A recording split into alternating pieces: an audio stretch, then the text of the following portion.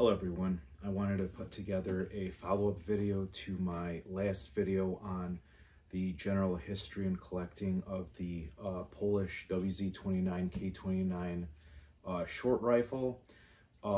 This time I kind of want to focus on some of the small, subtle design changes and marking differences of this short rifle throughout its years of production from 1930 to 1939.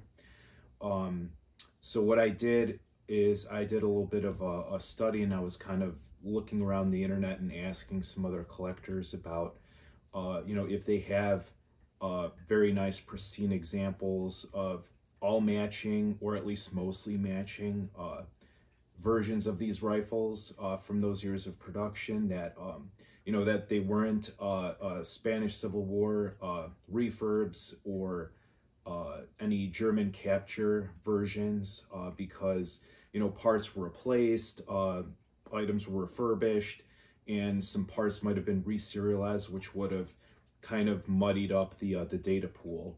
So I took a look at, I think, about 30 different examples from 1930 to 1939, and I was able to come up with a couple of trends which I think would be good for collectors to be aware of. So, if you're looking at an example of one of these on the market, you'll know, what sort of features to look for that particular year or that range of years for that particular rifle to make sure it's correct and, nothing was replaced. So kind of get into it, starting with the changes in the early years up to the later years.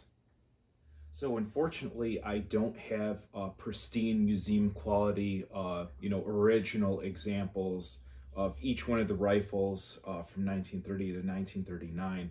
So what I have over here is just kind of a stand-in example of one, and I'll point to different features of it, and I'll provide kind of big macro images of some of the little details and markings from other collectors' rifles, just to kind of better illustrate some of these little features that you would want to be looking out for. Right, 1931 was the first year where some changes started to be implemented from the 1930 dated examples, and I'll go through those changes here.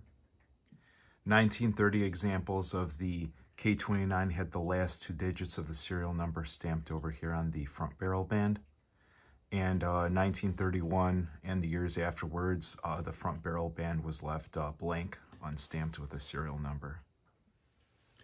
The Polish Eagle crest over here at the top of the receiver was changed in the year 1931 from the 1930 K29 examples and the K98 small ring carbines from earlier. They utilize kind of like a smaller, thinner Polish Eagle, and from 1931 onwards, this kind of fuller, more elegant eagle that kind of closely matches the Polish national crest was utilized. 1932 also brought upon some changes, and I'll go through those changes next. The serial number format for the receiver of the rifle was changed from up to 4 digits with a lowercase serial number suffix to 5 digits with an uppercase letter suffix. And that suffix was typically M, P, or Z. I haven't run across any other examples utilizing other letters, so I'm wondering if there is a particular significance to the use of those letters in particular. Also, the format of putting the stock serial number on the bottom of the stock changed in this year. Previously, this was done in kind of the German fashion, where it was stamped kind of horizontally, shortwise along the short end, or the width of the stock, and this was changed to the long ways over here along the length of the bottom of the stock. And what I have shown here is a 1931 example, just to kind of highlight the delta here.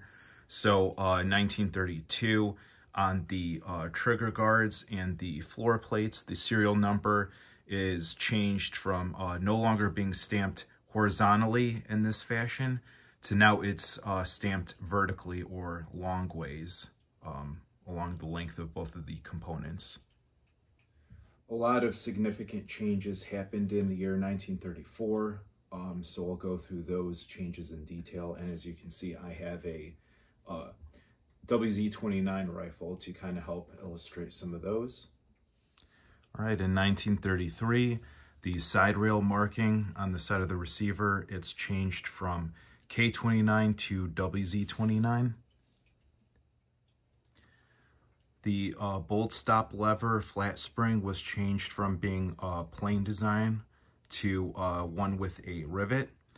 And some of these are no longer being marked with a D and a hexagon and are replaced now with a oval with D/2.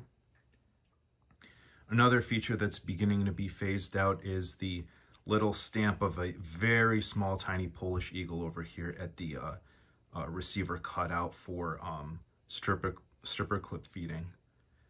Starting in the year 1933, I'm starting to see these getting phased out, and by 1934, they just are absent from all examples.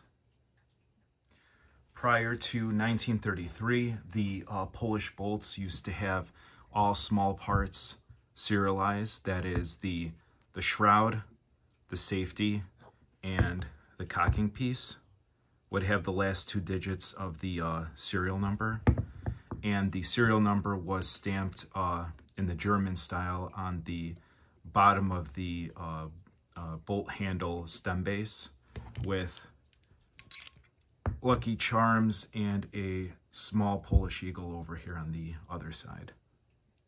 In 1933 and onwards, like I mentioned, the small parts are no longer serialized on the bolt. They're blank, and the serial number is now located on the length of the bolt handle with a small Polish eagle proof on the bolt handle knob. The Wz29s made in the year 1934 and onwards had kind of the last iteration of changes that I've noticed. So I'll go through those changes in this next little segment. And I didn't see any sort of additional, like, larger changes from this point on. So I think 1934 was kind of the last phase of design changes for these rifles. In 1934, the stock proof that's at the bottom front end of the semi-pistol grip on the stock, that was changed from a large Polish eagle with a D and a hexagon to a smaller Polish eagle over an oval with the letter D/2. Proof marks on the right side of the buttstock behind the little takedown disc donut. There's two of them. There's a D/2 in an oval and a WB in a circle.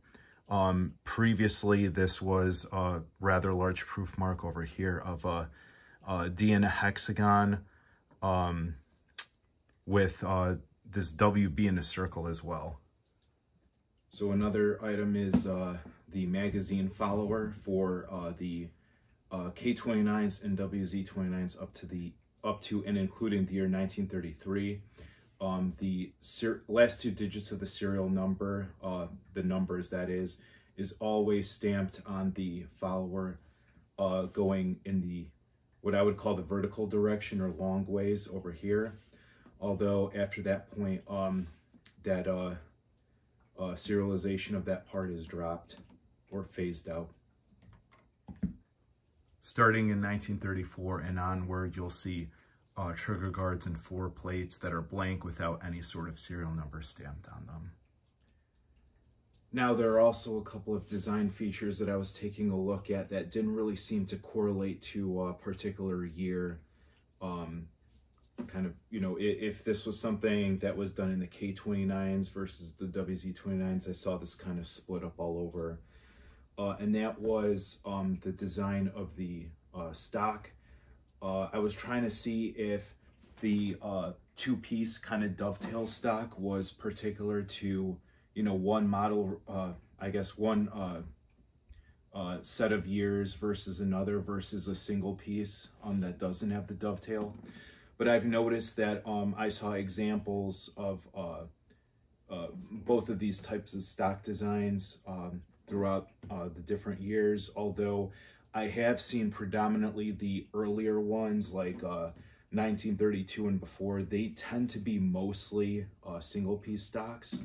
I'm not aware of the significance of, you know, why some were chosen to be single piece versus two piece, so that could be another research project for somebody in the future.